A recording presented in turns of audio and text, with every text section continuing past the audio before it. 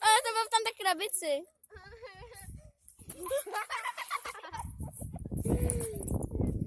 Chvíličko, co si na to kousane.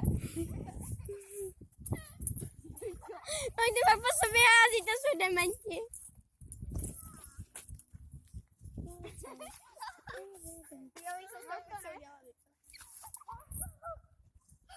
To je někde tady, ta pizza.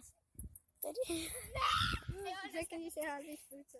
Ani hází s pizzou, už jsem to říkala jednou.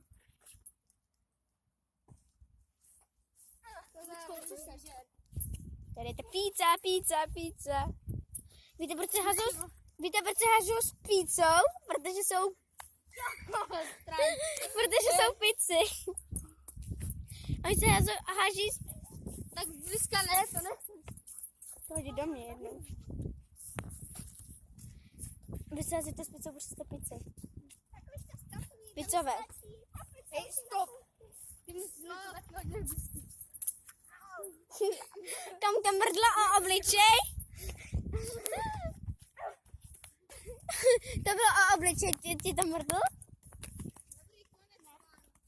Ok. Ukaž to pizzu ještě jednou. Tak počkej, Kuba, stop! Tak to dopadla celý kousek pizzy, jo? Celý kousek pizzy.